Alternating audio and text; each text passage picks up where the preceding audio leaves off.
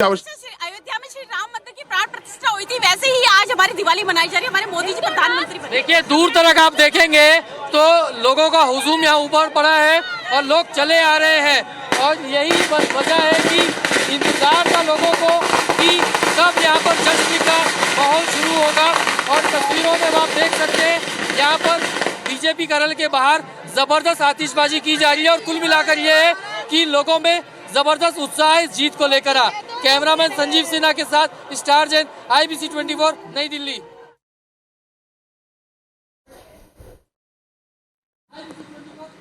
तो होर्डिंग्स की हटाने की जो तस्वीरें और खबरें सामने आ रही थी तेज जी, अब वो जश्न में तब्दील हो रही है, पटाखे फोड़े जा रहे हैं, झंडे भी लहराए जा रहे हैं। अब देखिए ये तस्वीरें बिल्कुल लाइव तस्वीरें हैं। ये भारतीय जनता पार्टी के दफ्तर के बाहर अब कार्यकर्ताओं का जुटना भी शुरू हो गया है और हम हाथ में देख रहे हैं कि कई सारे लोग हनुमान जी की गदा लेकर भी पहुंचे हैं, झंडे भी नजर आ रहे हैं, गदा भी लेकर पहुंचे हैं और अब वहां पर धीरे धीरे जश्न शुरू हो रहा है। सड़कों पर अब आतिशबाजी भी शुरू हो गई है। तो भारतीय जनता पार्टी ने आखिरकार अब जश्न मनाना भी शुरू कर दिया है। प्रधानमंत्री नरेंद्र मोदी ने भी एक्स पर पोस्ट करके अपनी बात लिखी और ये कहा कि जनता जनार्दन ने जो फैसला सुनाया है और लगातार ये फैसला सुनाया है कि तीसरी बार देश में NDA की सरकार बनने जा रही है और नरेंद्र मोदी स्वयं वाराणसी सीट से 1,52,000 वोटों से चुनाव जीते हैं।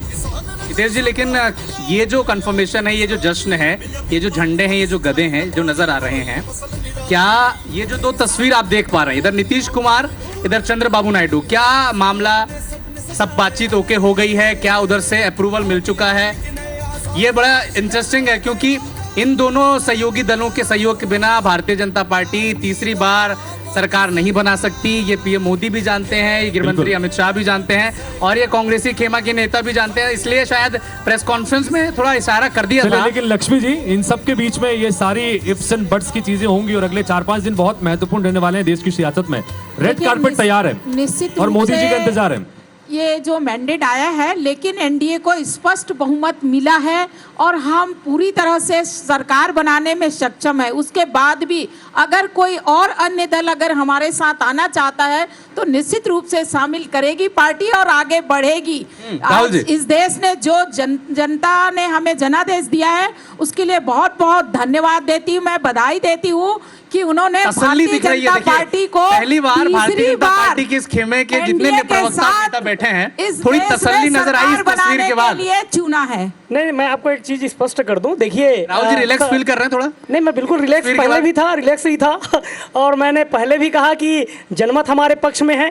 देखिए सबसे बड़ा विषय ये है कि मोदी जी को रोकने के लिए जितने भी NDA अलायंस बनाए वो सारे के सारे मिलकर भी भारतीय जनता पार्टी के सीट के बराबरी में नहीं पहुंचे हैं। भारतीय जनता पार्टी सबसे बड़ी पार्टी बनकर उभरी है और NDA को पूर्ण बहुमत है। मैं आपके प्रतिष्ठित चैनल के माध्यम से समस्त मतदाताओं और देशवासियों का धन्यवाद देना चाहूंगा। ठीक है विपिन जी, थोड़ी देर विपिन जी, वंदना जी, दोनों से ये सवाल है, क्या मध्य प्रदेश छत्तीसगढ़ में कांग्रेस पार्टी अगर थोड़ा सहयोग करती 2-4 सीटें जीत जाती, मध्य प्रदेश से 2-4 सीटें? क्योंकि और कुछ देर पहले ही गृह मंत्री अमित शाह का कारकेड यहाँ से निकला है और आपको बता दूं, देखिए लोग आ रहे लगातार, यहाँ पे चालू हो रहा है और अंदर कम से कम इस वक्त 10,000 की संख्या में कार्यकर्ता मौजूद है और उतने ही लोग करीब ये बाहर रोड पे मौजूद है।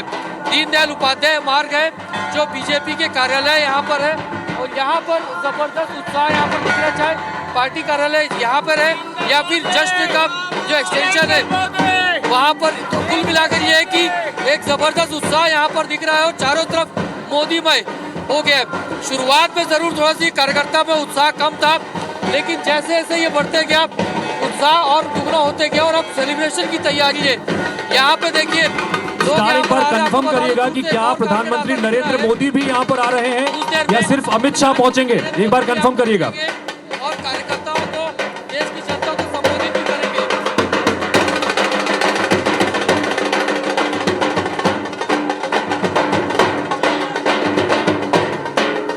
चलिए, तो कुल मिलाकर स्टार्ट ने यहाँ पर कंफर्म किया कि थोड़ी देर में प्रधानमंत्री नरेंद्र मोदी भी यहाँ पर पहुंचने वाले हैं। अमित शाह का कारकेट पहले पहुंच गया है कि अमित शाह वहां पर पहुंच गए हैं और रेड कारपेट बिछा हुआ है। जिस तरह की तैयारियां हैं उससे लग भी रहा है कि प्रधानमंत्री नरेंद्र मोदी यहाँ पर आएंगे और आने के बाद क्या कहते हैं ये देखना बड़ा दिलचस्प होगा।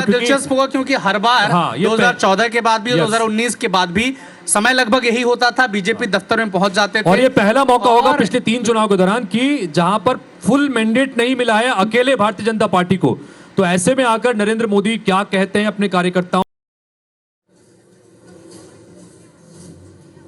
चलिए ब्रेक के बाद बहुत बहुत स्वागत है। 24 का जनादेश किसके तरफ है ये इशारा ये तस्वीरें कर रही हैं। चूंकि ये तस्वीर इस वक्त दिखा रहे हैं दिल्ली की, भारतीय जनता पार्टी के दफ्तर के बाहर कार्यकर्ताओं को हुजूम पहुंच गया है।